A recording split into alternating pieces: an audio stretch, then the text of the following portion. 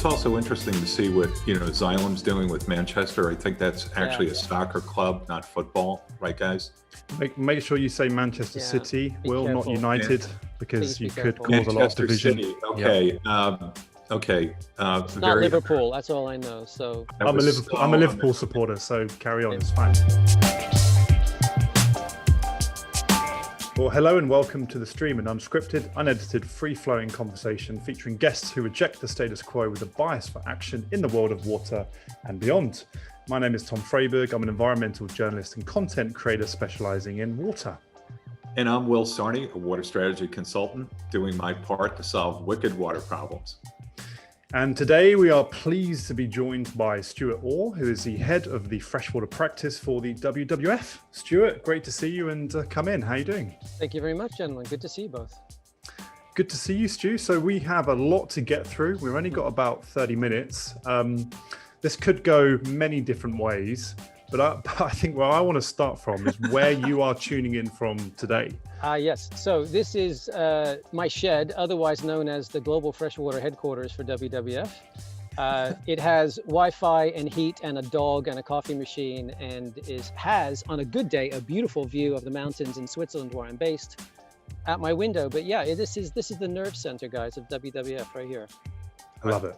Love everything about it. Can you give us what do you have to your right-hand shoulder? That is a... Sturgeon. Sturgeon. The most threatened animal family species on the planet are the sturgeon. So he's here.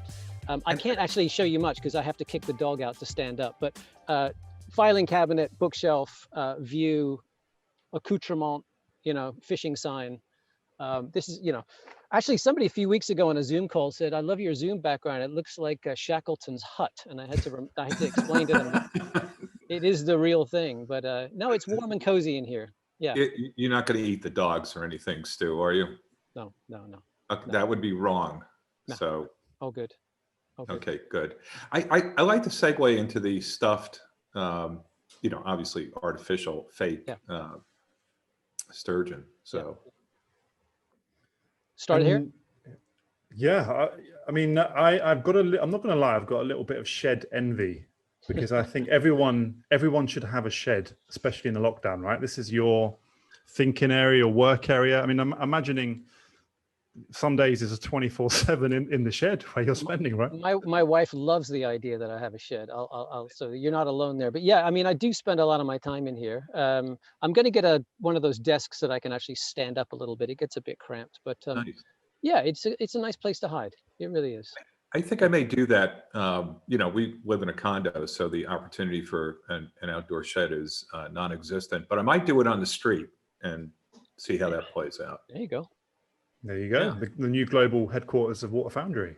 Right, on Wynkoop Street, What could possibly go wrong? Yeah. Yeah. All right, well, good shed talk. But Stu, we always, as you've listened to some of these previous episodes, we like to go with the origin story as a kind of segue. Obviously, you've got probably one of the top jobs in terms of the heading up. I found the fact earlier, is it 460 staff in 57 countries? You've got a lot on your plate. So quick question, how did you get there, your entry into water and kind of the different areas you touched upon on that journey, if you will? Sure, absolutely. So how I got this job, I have no idea. But I had a shift in career many years ago where I found myself doing a master's. I was living in the US, but I moved to the UK, which is where I'm originally from, to do a master's at the University of East Anglia, in specifically the Development Studies School. And at that time, I was really focused on human development work. That was what my master's was, looking at environment and development. And I was lucky enough to be there at the time when you had people like Piers Blakey and Kate Brown and Neil Adger, people who were really on the cutting edge of thinking about risk and climate. But I also had people like Declan Conway, Sean Maguire, and especially Bruce Langford, who really, Bruce, I think, was the guy who got me hooked on water. And so he was the entry point into my studies and the things I really started to focus on. And then I guess a succession of consultancy pieces and bits and pieces of work. And I found myself coming into WWF to look at their work on private sector, because I'd been doing work with Tony Allen a little bit and Ashok Chapagain on sort of virtual water. And that was my entry point into WWF. And then it's been sort of yeah, kind of just kind of a journey through this organization to get where I never aspired to be the head of the practice in WWF. It's just one of those things that happened, and they haven't kicked me out yet. So. And Stu, I'm quite sure that WWF HR is listening to this, so Sorry. Yeah. tread lightly on. Yeah, let's hope you don't get kicked out after this interview. I'm sure that won't happen. But so, Stu, one of the things we wanted to talk about was a rowing partnership that's come about, and kind of the why and the purpose behind it, and the connection to rowing. Talk to us a bit about that. Well, you're right. We're a big organization, as you described. Freshwater is 450 people in 67 countries, but it's a big remit of folks doing a lot of incredible work. And as such, we have a lot of partnerships, many local, many global, some with the private sector, some that you've had on this podcast, people talking to people like Andre Fourie, for example. But obviously a lot of public sector organizations. And then one day we were approached by FISA, the World Rowing Association, and they had identified us as a suitable partner for a clean water partnership. And at the time, I was a bit overwhelmed with everything I was doing, but I actually had a guy seconded into my team from Boston Consulting Group named Joachim Verberna. And Joachim actually won a silver medal for the Dutch 4-man rowing team in Sydney. Oh, wow. So as soon as it came on my desk, I put it under his nose, and he just grabbed it. And he turned it into a pretty dynamic global partnership with FISA, which we enjoy to this day. And it's there's no financial transaction between the two. We sort of leverage each other's brand and look for opportunities to improve the sport, but also to raise awareness around water issues. And no, it's been one of many partnerships and things that we have going inside of WWF, but it's been a really, really positive one. So unfortunately, this year has been a hard kick to that sport. Right. Yeah. But I think with esports and hopefully getting back onto the water next year, we should be okay. Obviously, I love this whole line of discussion for personal reasons, but also, just connecting people to water. I mean, that's, in part why Tom and I do the stream. It's getting people to really engage in water and care about water as, not just a recreational outlet, but, for all the ecosystem work that you do, that's, so critical that, obviously ties into it. Stu, along those lines, you're talking about leveraging the brands. It strikes me and undoubtedly others that, the water sector does not do a great job in terms of, really framing why water is so critical, not just, for environmental reasons, but, social impact, spiritual, economic, biodiversity.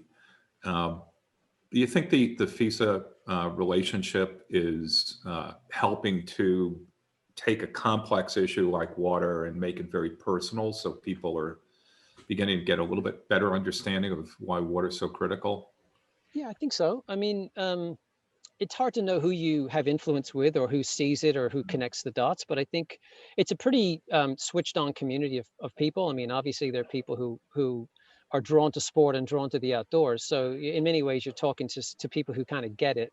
But I take your point, Will. I think, the water sector has not been very good at listening to those people working on things like the value of ecosystems or ecosystem services or the wider societal benefits, probably in the way that they need to. And you're right, they don't look for partnerships like this to kind of expand their influence or to be influenced by. So in that sense, I think we're both on the corporate side and on the public side, and things like FISA, I think we certainly try to, get out there and get the message out as much as possible. It's a good vehicle for getting the message out. Yeah. It's interesting how it goes the other way. I mean, Yeah. you and I have been talking about, at my rowing club in Denver, and bringing what you do, WWF, to rowers is a bit of an aha moment. I mean, these are people that love being on the water and, in quotes, value water, but, there's a generalization, but in a lot of ways, they don't really understand or appreciate, some of the critical issues that you're engaged with at WWF, and how all of this is, intertwined. It's not like, okay, I'm a rower, I have access to a boat and I go out and I row, end of story. It's, oh, okay, the reservoir is endangered, you know, the ecosystem's impacted, that impacts, you know, not just what I do and enjoy, but, you know, other recreational endeavors and just sort of the overall general environmental health. It's really been a interesting conversation, again, engaging with you and then engaging with people that, you know, I row with on the topic.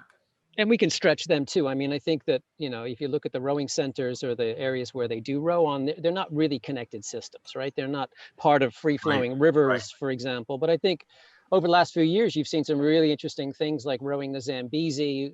You can see that with the World Rowing Association, we're trying to build a water center on the Zambezi to bring rowing to that community and to other people, but use it as a place of science and learning and making the connections, right? So, but I think that I think the rowing community is, you know, like everybody, I think that there's a lot about freshwater ecosystems and biodiversity that people are just not aware of or making the connection to yet, you know.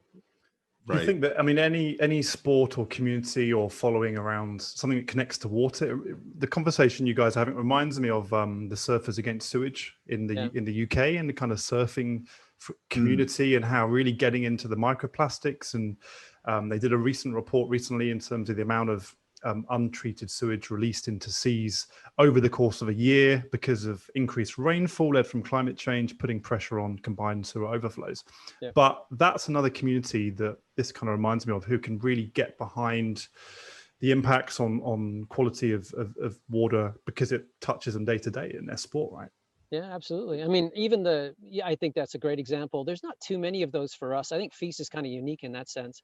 But, you know, we have partnerships with things like the Boy Scouts, for example. So working with Boy Scouts International to help them think about what is their connection to water and what's the badge they need for water stewardship, maybe, or, you know, I don't know. But I mean, we're having those kinds of conversations as well, because I think, you know, when you're working in the countries that we work on, when you're working with local communities, you have that connection to the river with the farmers or the conservationists or or you know, but bringing these other groups in and seeing, you know, what can they do? How can they bring awareness is pretty exciting stuff. You know, not to spend all of our time on this, but it's also interesting to see what, you know, Xylem's doing with Manchester. I think that's actually a soccer club, not football, right, guys? Make sure you say Manchester City, Will, not United, because you could cause Manchester a lot of division. City. Okay. Okay. It's not Liverpool. That's all I know. So. All right, guys. You know, maybe we can scrub this part out of the conversation here. I'm a Liverpool supporter, so carry on. It's fine. I thought I was making a joke, and obviously I went down a very bad place. You mentioned Manchester. Sorry, it's over.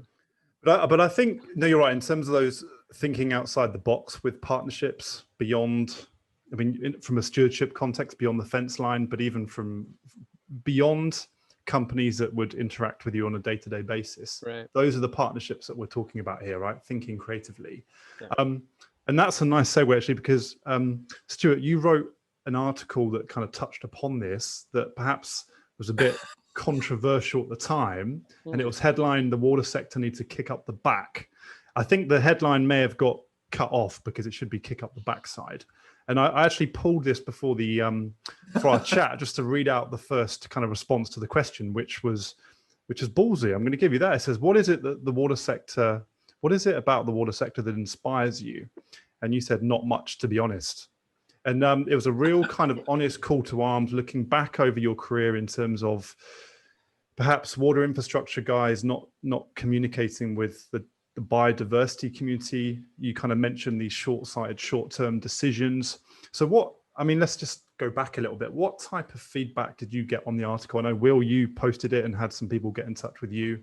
So maybe we should just address that quickly if we can. Yeah. And that also ties into, you know, what the conversation we've been having with AWS, and, you know, that if we don't push, we're not doing our job. Right. Yeah. So I might have been slightly grumpy on that day. I'm just saying, but I think I stand by most of what I said. And I think, you know, to be fair, I know lots of people in the water sector, and I have a lot of respect for a lot of people in the water sector.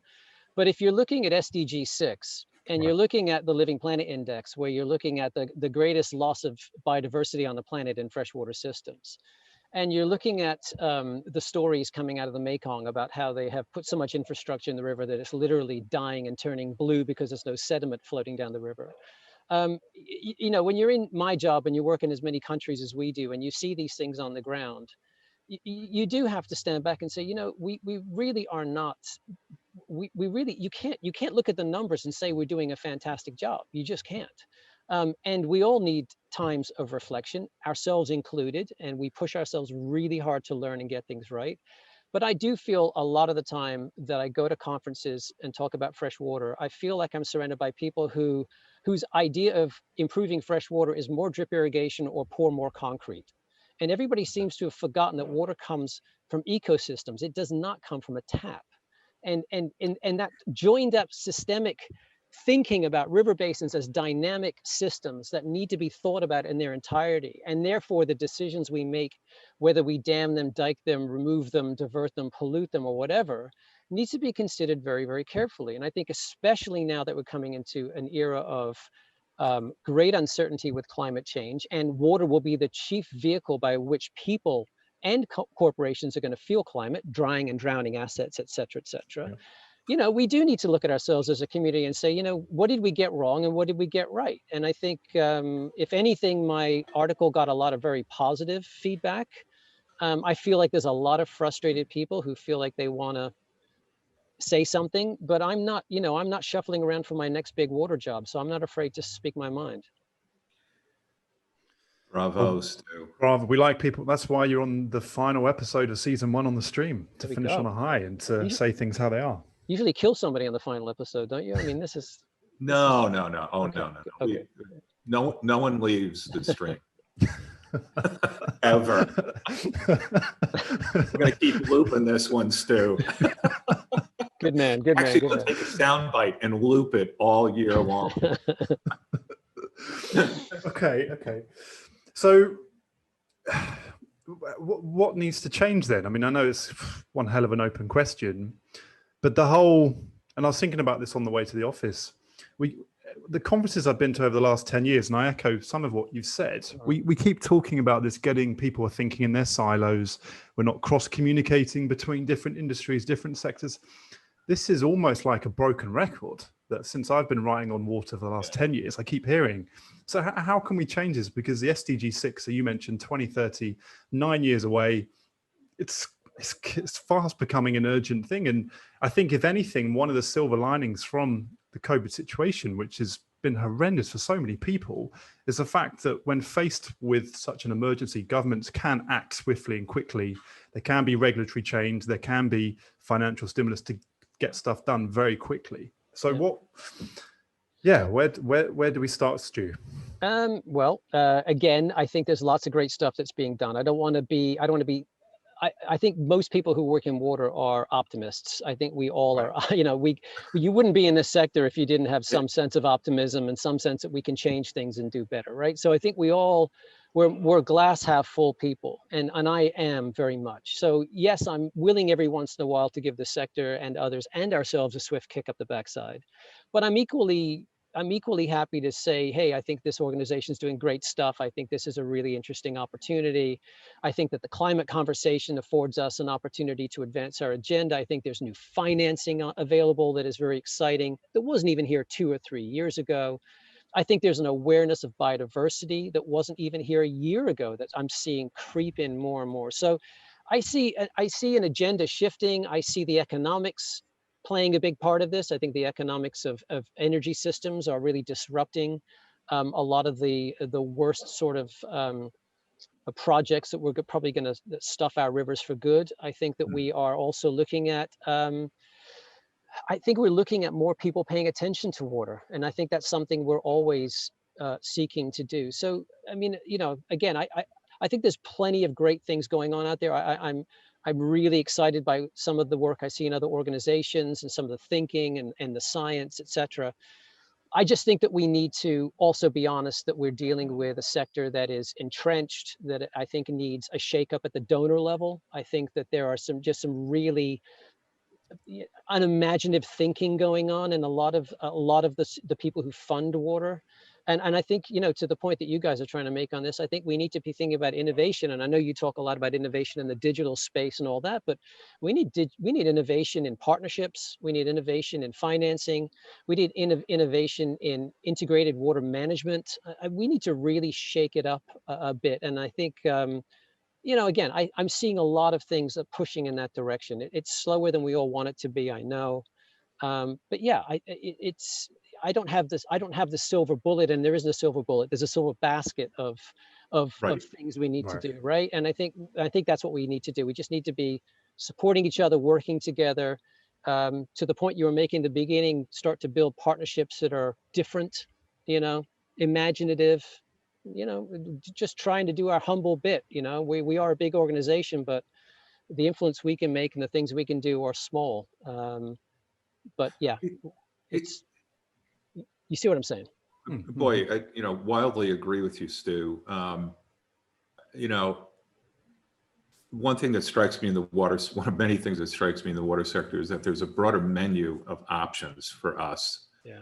And we seem to be stuck on one or two interventions, like, you know, collective action. Well, you know, there's a whole bunch of stuff going on with respect to innovation, you know, technology, business models, to your point, you know, funding, financing, and partnerships beyond the usual, you know, industry associations and things. And you know, I think there's a big opportunity to really expand our view of what's going on in the world and the toolbox that we have available to us to accelerate change and impact. Because right now, you know, 2030 is not going to happen. I mean, you know, we're just not going to hit our goals. Yeah. And, you know, we've got 9 years to course correct or rethink how we do this. Yeah. Agree.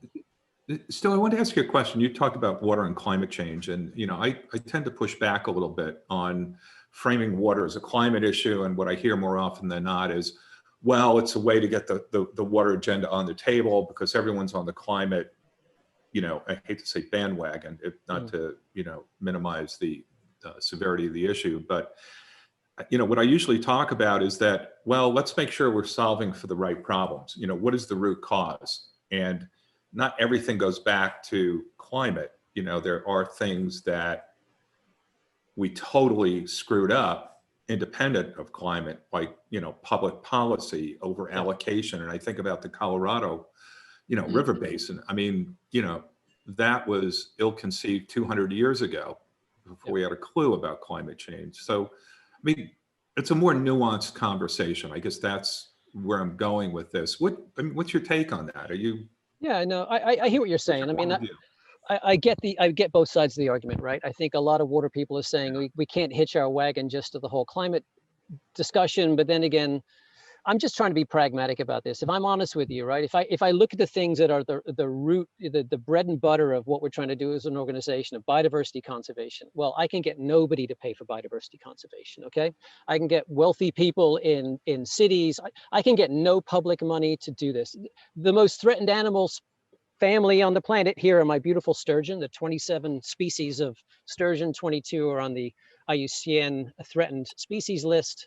The numbers are horrendous. They've, you know, a fish that's been on the planet for 200 million years. I can get nobody to fund work on sturgeon, right? So my point is this: I know what I have to finance, and right now I'm seeing money dry up for water reform. I'm seeing money dry up for IWRM. I'm seeing money dry up for nature conservation, and the pie for nature conservation is getting smaller and getting very diffuse. And where I'm seeing the money shift into is in the climate buckets, whether that's specific climate finance or finance for climate. Either way, that is where the conversation is shifting. So I think on a pragmatic perspective, it's about how do you embed and think about the issues you're trying to solve while appealing to this new form of opportunity around climate. I'm not 100% happy about hooking everything onto climate either. And, you know, and you talk to some of the more fervent climate people and they seem to think all of water problems are climate. Well, we know they're not. We know that they're not all down to climate. But you know what? if it's how we start the conversation and how we can actually get moving, then that's where I'm coming from on it.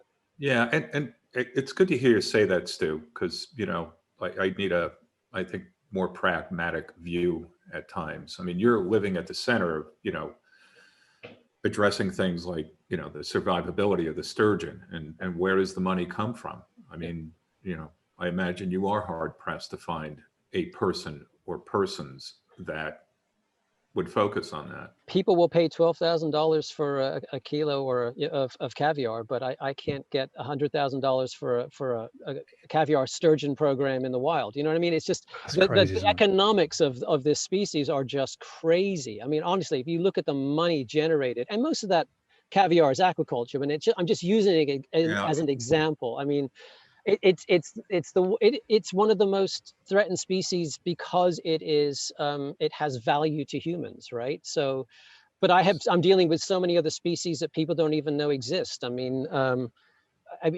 wonder of biodiversity in freshwater ecosystems is astonishing, and people just don't realize it. But again, going back to my point, if I can finance that conservation work or the protection of that through either corporate concerns or climate concerns, I'm going to do it. Hey, Stu, Tom and I talk about this all the time, about, why did we do the stream, and what's the long game? And, we both sort of had a bit of a aha moment that we're in this to have an impact and be a catalyst for change, not just have, really engaging conversations with Hawaiian shirts on. So what can we do for you besides have you on the stream and looping every day for the next 12 months? And I'm being serious here. So what, how do we amplify the message? How do we talk to people that, we engage with? Well, I think what you guys are doing is fun, and I think it's also informative, but I think it's also powerful, right? I mean, people are hearing about, I enjoy listening to this podcast and others because I do listen about how other people see the water lens, what's their lens into the water world? How are they seeing it? And I think that the more we understand people's entry points and that part of water that they work on, or that part of the sector that they're focused on, I think that we all learn from each other, right? It's, I think, for me, it's just reminding people that these are incredible systems that need consideration in our decision making and our planning. And I think the message is getting out there. People are compelled. I mean, I can tell you, when we launch our Living Planet Index every couple of years and give the state of the world's biodiversity, it gets a tremendous amount of pickup in the world. People are very, very concerned about this, right? And even today, we put out a job advertisement for somebody who's going to lead our biodiversity risk work. So we're looking at how we can do and copy what we've done in the water risk and the water risk filter into biodiversity, because this is what we're hearing from companies. They now want to understand what biodiversity impacts and risk am I part of that I need to understand, right? So I can see some really interesting trends, and I think this is just because we're getting the message out there and getting the story out there. And the more you tell stories about these incredible rivers and these incredible species, people want to hear about it. They're drawn to this stuff. It's fascinating. It's fascinating stuff, I printed your piece out about from Medium, the freshwater species in freefall. That was after the Living Planet report was produced in September. That's right. I think it's just worth, because we've got a couple of minutes, just to go, because you mentioned in terms of people perhaps not fully being aware of the biodiversity crisis, and you've used some pretty powerful words here. Down 84% on average in the past 50 years. Right. So maybe you could just reiterate that for people listening and what that really means for a wider context. Okay. Because it's a huge figure, and I don't think we should just gloss over it. And I know biodiversity is going to be a key kind of part of the conversation here. Right, absolutely. So by biodiversity, I'm obviously speaking about fish species, but I'm also talking about invertebrates. I'm talking about amphibians, crocodilian species, birds. What we've done since 1970 with partners is track the overall abundance of terrestrial, marine, and freshwater species, right? And freshwater is the most impacted. And as you say, 84% loss. So we are down 84% of abundance since 1970. And within that, of course, our extinction rates are far, far higher than natural extinction rates. So we're going through species at a rate that is just really over the top. And in many ways, it kind of makes sense. Rivers and wetlands and lakes are very discrete systems. It's very hard for species to travel and migrate. You can imagine the second a dam or a blockade is put in a river, you've shut down a route of transmission. They are heavily polluted. They're heavily, we know that rivers are the center of political economies of any nation. So they are in many ways the battlegrounds, and so in many ways the hardest species to protect, because they're also not seen by people. I mean, people just don't see the wonder of these incredible creatures. I mean, if I was to say to you, turtle, when I say turtles to people, they immediately think of ocean turtles. We have 262 species of freshwater turtle. That's 10, if not 15 times higher than ocean turtles, but people don't even know that basic fact, right? Listen to that, 2 species of shark, 5 species of dolphin, 150,000 different kinds of species of creatures that live in these amazing ecosystems. And their story does need to be told. And I think to some people in the water sector who come at this from a position of, we need more pipes and we need more pumps and we need more people, fantastic, that's great. But again, let's not forget that this water is connected to really important ecosystems, and that these fisheries and these biodiversity are part of livelihoods, they're part of food security.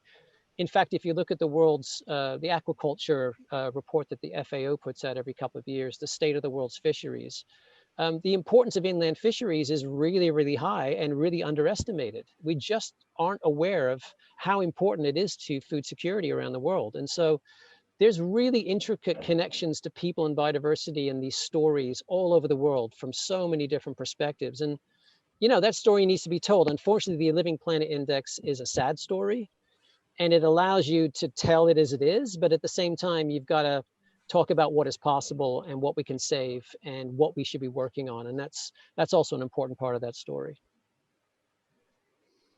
So it's effectively thinking way beyond where you're talking about putting that infrastructure in and potentially man's impact on that natural environment, but everyone needs to think way further up the chain in terms of the impact of withdrawing that water from the system, and then all the impact in the future on potential biodiversity impacts as well. Let's be honest, Yeah. Environmental considerations on large mega projects and rivers have not been considered. I mean, I've done a lot of research on these things, and if EIAs are done at all, they're bad, and most of them don't have EIAs. And when they're done, they're usually looking at the impacts around the site of the project. So they're not looking at the dynamics of sediment flow and biodiversity flow. And, and it's really interesting. You look at, we're dealing with a program right now in Asia called Resilient Asian Deltas, and we're working with a lot of partners in the large delta areas of Asia.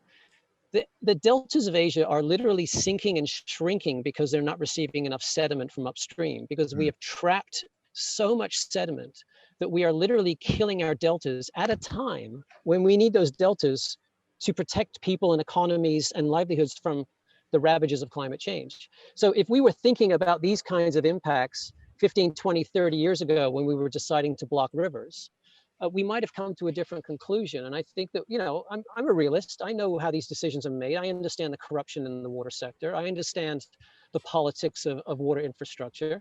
And these considerations just weren't on the table. I think we have better information now, and I think we need to be smarter. Yeah. Stu, we've got one last question, or actually a comment. We have a recommendation for a restaurant next time we get together. Oh, God. And we just want to make sure that you're not just up for it, but prepared. And, we're confident we'll see each other mid next year. So we just want to get it on your radar that, the piggy bank needs to be fed. This is Will Sarni. It's going to be a long time before I take a dinner reservation from you after the last time. I can ill afford to be dragged into a tasting contest or a tasting experience in an expensive restaurant. So I'll come back to you on that one. Okay. That story is now legend. I think it is. Yes. Yes. On one of the, yeah. So the question is, do we ask you to elaborate Yes, more on the story, or do you want to kind of end now? What do you say? It's one of those things that what happened in Stockholm stays in Stockholm. It's crazy because when I reflect back on it, obviously Will's secretary made a mistake, and instead of booking us a table at the restaurant, I can't believe you say that. don't defend her. Don't defend her. So. She booked us in the tasting experience, and of course, I should have realized that when I walked in the room and 17 waiters bowed to me, that I should have said, "Yeah, what's going on?" But I didn't, and I just kept going with the evening. And then, of course, after 19 courses and God knows how many bottles of wine, we got a bill that was, it was pretty astronomical. Yeah, it was epic. And Andrea did a great job. I just want to say that was one of the most memorable experiences. But on a serious note, because we are serious people, we use those opportunities to talk about what we will do together in the coming year. And I want to say that our collaboration with you on the Wave tool, I believe, came out of that conversation. Yeah, it did. Yeah, it was great. You think about our impact from that wildly expensive but fabulous dinner. I do, Will. I think it was a great experience. I'll choose the restaurant next time. Well, yeah, I think now you're scaring, Tom. I don't know where to go with this. I want to ask more questions. I don't know how much to prize, but anyway, I think I think we did our damage. I think we're good. Yeah. Well, I think if anything, to me, as well as the 17 waiters bowing to you, Stu, what we can take out of this is the fact of the power of collaboration when people do come together. And I think that's certainly what I've missed over the last several months. I know it's a first world problem, being able to see people every now and again, but I do think to innovate and have different stakeholders around the table, we've talked about that at the beginning of the conversation. I'm certainly looking forward to hopefully Stockholm next year. Probably not that restaurant though, Will, so we may have to send Andrea a note on that. Yeah. Although it does sound marvelous, to be honest with you. That was great. Yeah. No, we're going to go back, but it won't be, Stockholm World Water Week next year. It's going to be virtual. So, maybe International Water Association in Copenhagen. And, I've got a few recommendations already. Oh, my word. Okay. So the prerequisite has to be an 18 to 20 tasting course. Yeah. Oh, yeah, sure. We'll find somewhere. No caviar. No caviar, thank you. No caviar. I'm quite sure we can improvise and find a lovely place that's at the appropriate price point. How's that? Sounds Is good. that a consulting answer or what? Everybody wins. Everybody wins. Everybody wins, Stu. Great stuff. Well, Stu, thanks very much for your time. Appreciate it, and for the brief mini tour of your shed. And let's keep in touch. As Will and I said, we want to use these conversations to raise awareness, to hopefully catalyze change, and also bring people back for season 2 and 3 next year to hopefully do a follow-up and see if anything's changed since. So Will, final thoughts from you before we close up? Stu, keep doing what you're doing. Do my no, best. really. I mean, very sincere. Cheers, guys. Appreciate it. All right. Loved it. Take care now. Thank you, Stu. Cheers, well. Take care. Be well.